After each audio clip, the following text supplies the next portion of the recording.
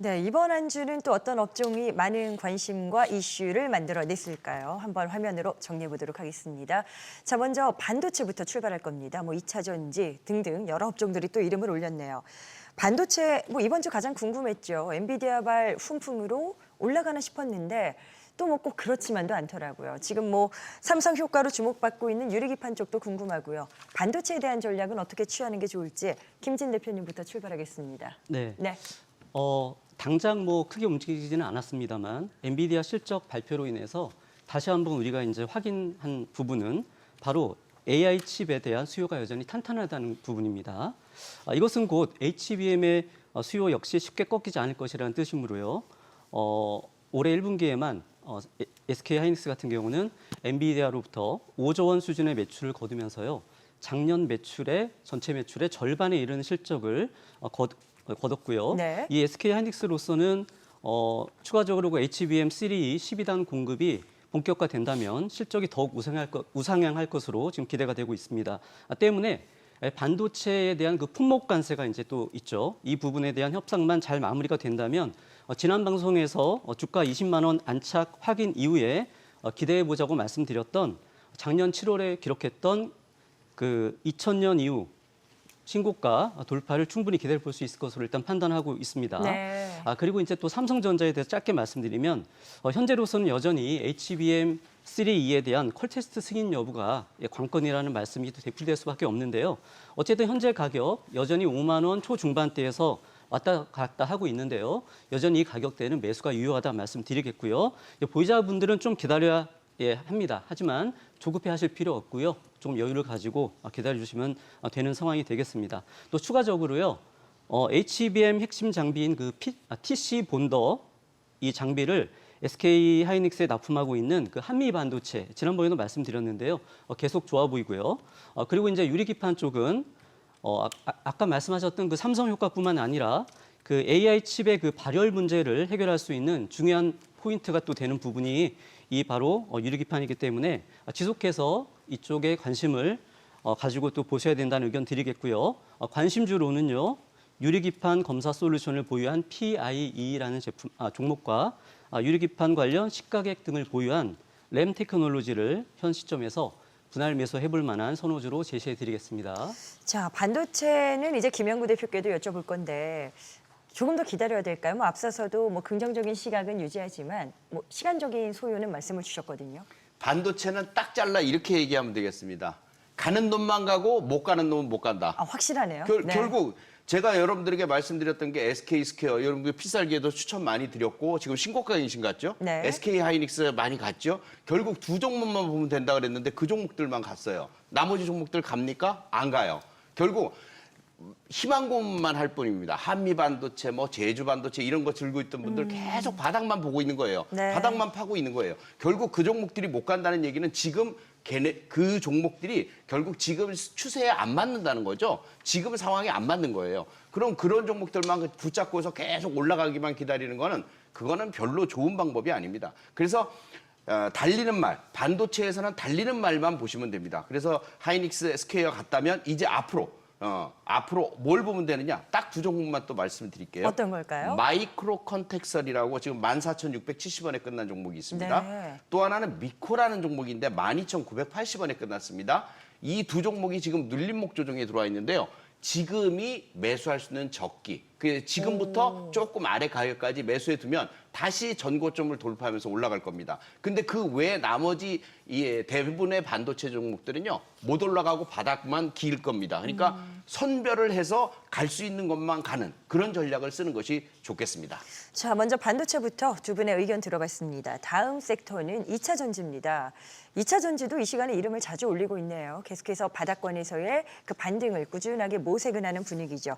분위기가 전환될까 궁금해지는데 김동관 대표님, 이번 주는 그래도 테슬라 때문에 깜짝 반등이 좀 있었잖아요. 분위기가 확실히 달라질 수 있을까요? 어떻게 보십니까? 그러니까 2차 전지는 솔직히 이제 업종은 안 좋은데요. 그러니까 외국인들이 지금 현재 공매도를 치고 환매수 들어오는 그 원리를 좀 시청자분들 이해를 하셔야 됩니다. 그리고 이제 딱 집어서 말씀드리면 주가가 많이 빠졌고 아까도 말씀드렸듯이 저밸류 주식이 어떤 거냐. 삼성 SDI나 LG 에너지 솔루션 두 종목만 보시면 됩니다. 그래서 이제 5월 28일 날 외국인들이 코스피와 선물에서 한 1조 원 정도를 배팅했는데요. 그날 대부분의 이 2차 전지주들이 많이 급등이 나왔습니다. 네. 이제 그건 아실 거고요. 그리고 이제 오늘 5월 30일 날인데 오늘 외국인들이 코스피에서 5천억 이상을 매도했습니다. 근데 과거 같으면요. 이 정도 외국인들이 매도하면은 삼성, SDI, LG, 에너지솔루션, 뭐 2차 전지 정말 많이 우러주셨을 겁니다. 근데 오늘 주가 하락했습니까? 거의 하락을 안 했거든요. 그래서 이런 부분을 놓고 본다면은 거의 외국인 시각에서 지금 현재 투자를 한다면은 2차 전지에 좀 투자를 해야 되겠다. 이런 생각을 많이 하고 있는 것 같고요.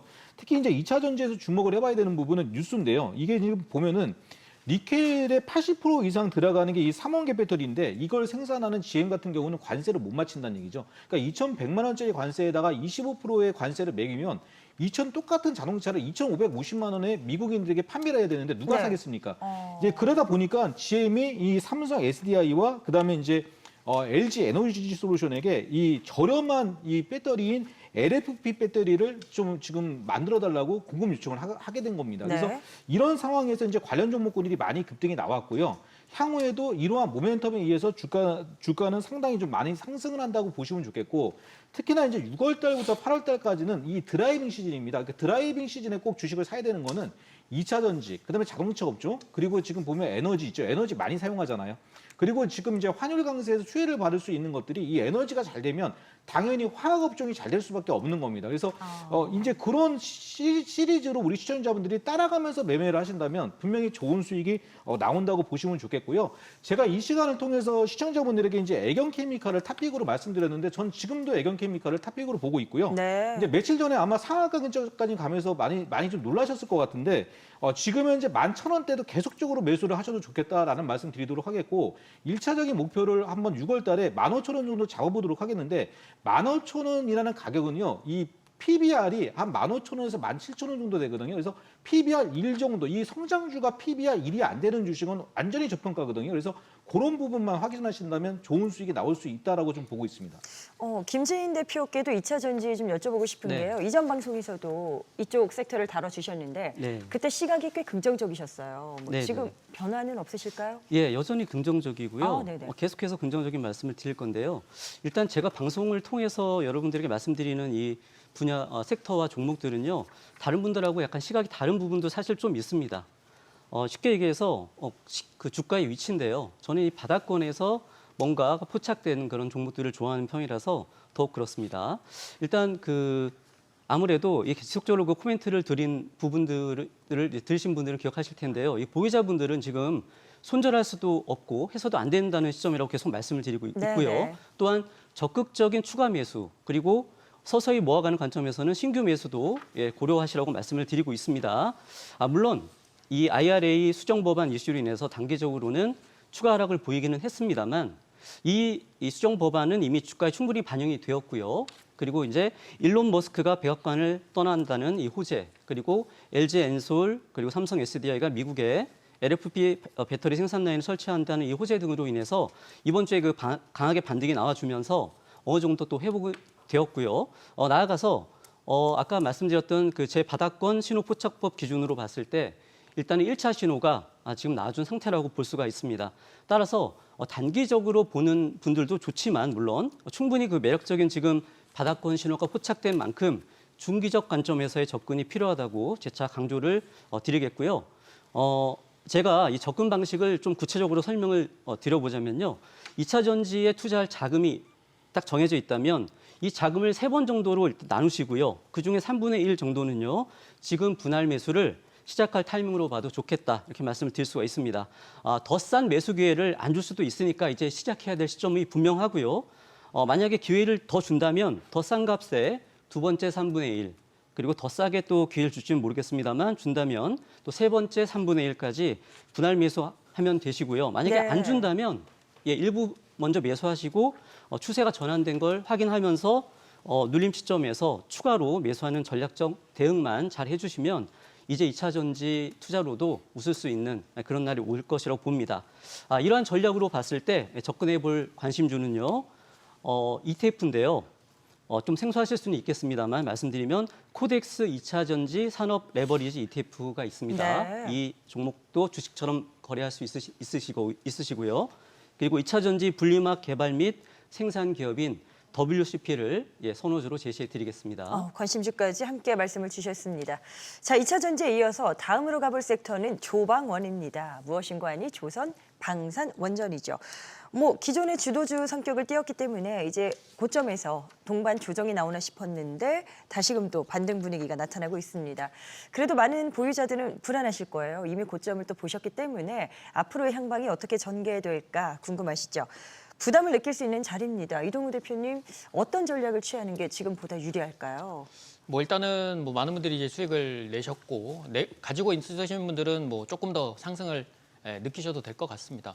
다만 이제 조선 원전 쪽은 그대로 고라는 말씀을 드리고 이제 방산 쪽은 좀 조심적으로 좀 보는 게 맞지 않을까 싶은데요. 네네. 이유는 이제 조선 쪽은 기존 수주 잔고가 이제 26년을 기준으로 해서 최고치에 접근을 했다가 최근에 이제 중국 쪽 수주 잔고 그리고 취소와 함께 국내 쪽 수주 잔고가 반사 수혜를 받으면서 다시 중간 추세를 좀 보이면서 28년 수주 잔고까지 다시 상승세를 좀 보이고 있고요. 거기에 더해져서 이제 미국의 해군 MRO 수주까지 이어지고 있는 상황이고 원전 쪽은 트럼프 대통령이 이제 원전 확대랑 이런 걸 더 추진하겠다라는 행정 서명이 있었고 그리고 국내 이제 체코 원전 이외에도 이제 중동이랑 유럽 수주에 대한 기대감들이 훨씬 더 올라가고 있는 상황들 그리고 빅테크 기업들이 앞다투어서 지금 SMR 투자 본격화로 인해서 수주 잔고가 증가하고 있다라는 추세들 그리고 반면에 이제 방산 쪽은 각국의 방위비가 증가하는 부분들은 수주 잔고에도 도움이 되고 모두 좋은 상황이라서 지금 현재 추세를 계속적으로 상승 추세를 이끄는데 도움은 줬습니다만 결국에는 이제 우크라이나랑 러시아의 전쟁이 약간 수국 공백을 만들 수 있다는 점이 가장 큰 부분들이 되지 않을까 싶어서 고관심 저하가 나타날 경우에는 조심적으로 봐야 되지 않을까 그렇게 생각이 들어서 약간은 엇갈린 분위기를 말씀드리고 싶습니다. 자, 다음 섹터는 저희가 한번 건설주 한번 볼까요? 대선이 임박하면서 이제 건설주 쪽도 탄력을 받고 있습니다. 새 정부 출범으로 주택 공급 확대가 정책적으로 이루어지지 않을까 이런 기대감도 있고요. 미국의 원전 활성화 정책과도 맞물리는 그런 상황이죠.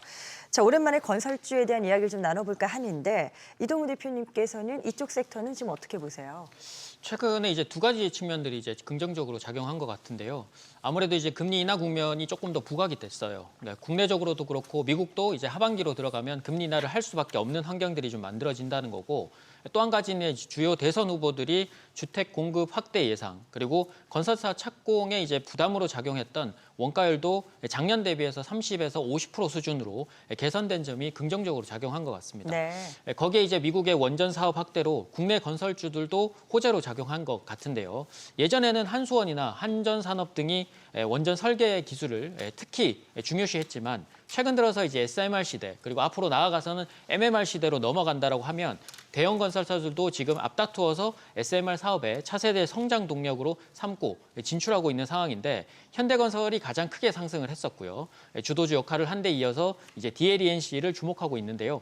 올해 1분기 주택 착공 실적이 연간 가이던스의 65%를 달성해서 반등은 지금 확실한 상태이고 2분기부터 본격화될 원가율 개선, 주택 원가율 개선과 함께 하반기에 340억 규모의 자사주 매입 이벤트도 중요한 포인트로 작용을 할 것 같습니다. 그리고 동사가 이제 지분을 보유한 SMR 제조사인 엑스에너지와의 공동사업 개발 추진도 긍정적인 요인이 될 수 있어서 건설주 중에서는 급하게 간 종목보다는 조금 천천히 더 갈 수 있는 종목들의 DLENC를 조금 더 보시면 좋을 것 같습니다. 네, 건설주 어떻게 관심주 이야기를 조금 더 들어볼까요? 김영구 대표님도 몇 개 좀 선별 작업을 마치셨나요? 네.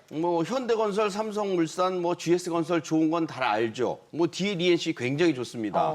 그런데 같은 맥락이 돼야겠네요. DL을 골라봤는데요.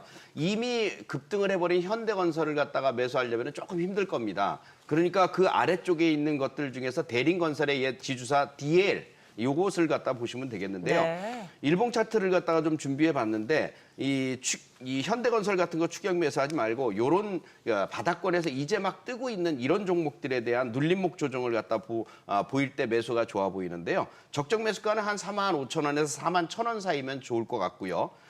제가 예상하는 건 적어도 5만 원은 돌파하고 6만 원 선까지는 갈 것 같거든요. 그렇다면 지금부터 여러분들이 관심을 둬도 좋은 그런 종목으로 보여집니다. 네, 알겠습니다. 다음 섹터 이제 마지막이네요. 바이오주로 보도록 하겠습니다. 이쪽도 업황적으로 모멘텀이 많죠. 세계 최대 암학회 또 금리 인하 기대감, 이 섹터에 영향을 미칠 만한 변수들이 있습니다.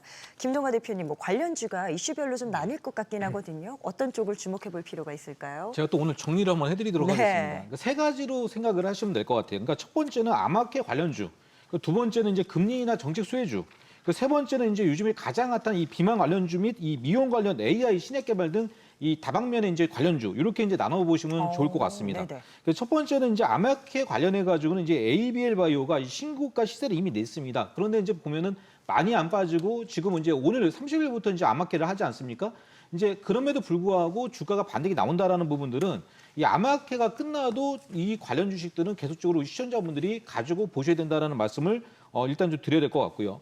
두 번째 같은 경우는 이제 금리 인하 같은 경우는 이 부채 비율이 높은 편이고 이 영업 마진이 적은 이 제네릭 의약품 회사들 그동안 굉장히 많이 고생을 했는데 이 금리 인하와 원화 강세에 의해서 아무래도 일단은 이익성이 계속적으로 좀 확보가 될 수 있는 그런 기업들입니다. 네. 그러니까 이런 회사들이 이제 대표적으로 국전약품, 이제 서린바이오, 수젠텍, 녹십자 MS, 뭐 요즘 오늘 보니까 이제 녹십자 웰빙, 그다음에 이제 신풍제약, 위더스제약 뭐 이런 종목군들인데 이런 것들 중에는 또 정책과 또 연동되어 있는 종목군들이 또 존재합니다. 이제 마지막으로 보면은 이 비만 관련한 종목을 이제 오늘은 하나 더 말씀드리도록 하겠는데 이제 인벤티지 랩이 쉴 때 이제 나이백이 이번에 좀 상한가가 나왔습니다. 이제 그 전에 보면 이제 라파스가 또 상한가가 나오고요. 그래서 상한가가 나왔던 인벤티지 랩이나 나이백이나 라파스 같은 게 거래가 터지면서 장중에 조금 더 양봉이 이렇게 나타났을 때 그런 시점에서 시청자분들이 좀 단기적으로 매매를 하시면 좋겠다라는 말씀을 드리도록 하겠고요. 네. 이 시간에서 종목을 이제 한 종목 정도를 더 말씀을 드리면요.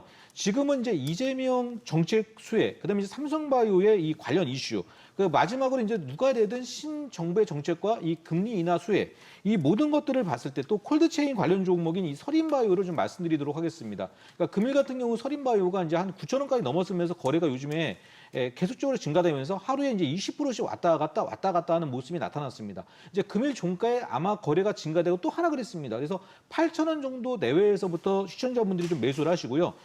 손절에 대한 부분은 7,000원, 그리고 1차 목표가는 10,000원 정도를 제시해 드리도록 하겠습니다. 알겠습니다. 구체적인 종목 이슈까지 좀 나왔고요. 이동우 대표님은 어떻게 보세요? 지금은 금리 인하 사이클의 장기화 뭐 이런 기대감도 있다 보니까 바이오가 주도주까지 올라올 수 있을까라는 궁금증도 생기거든요. 뭐 일단은 뭐 두 가지 측면으로 좀 나뉠 것 같은데요. 뭐 시장에 큰 이벤트가 없다면 뭐 주도주 가능성이 훨씬 더 높은 업종별 이벤트가 있기 때문에 그걸 좀 기대해 볼 수 있습니다만 6월 대선이 이제 남은 상태에서 6월 대선 이후에 증시 활성화 쪽으로 모여진다라면 이번 주에 많이 움직였었던 이제 지주사나 증권주 쪽으로 힘이 조금 더 이어진다라면 바이오 주도주 등급보다는 이제 업종 내에서 이제 옥석 가리기가 진행되지 않을까 그렇게 예상이 됩니다. 그래서 네. 실제로 이번 주에 코스닥에서의 큰 움직임이 없음에도 불구하고 연중 신고가 돌파 종목 중에서는 바이오 업종 중에서 이제 그게 두드러진 모습이 나왔는데 대표적으로 이제 ABL 바이오 그리고 펩트론, 젠백스, 파미셀 등이 그 중심이었고 이제 이번 주말 열리는 ASCO 2025에 이어서 6월에는 바이오 USA 그리고 미국 당뇨병 학회 이렇게 연결이 되면 이제 기술 이전에 대한 가능성들 그리고 바이오 USA와 당뇨병 학회에서는 이제 아마 비만 치료제 중이 아마 조금 더 부각이 되지 않을까 싶어서 네네. 뭐 리가켄 바이오나 뭐 GI 이노베이션, 뭐 보로노이, 큐리옥스 바이오 시스템즈, 뭐 한미약품 등이 아마 기대해 볼 만한 종목들이 아닐까 생각이 듭니다. 네, 자세하게 업종별, 섹터별 전략을 세워봤습니다. 네 분의 의견은 투자 자료로 활용하시면 될 것 같습니다. 투자의 최종 판단과 책임은 투자자 본인에게 있다는 점 항상 인지하시고 자신의 원칙에 맞추어서 현명한 투자하시길 바랍니다.